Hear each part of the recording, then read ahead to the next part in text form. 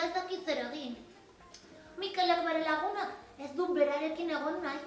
Eta lehen beti elkarrekin zeuden.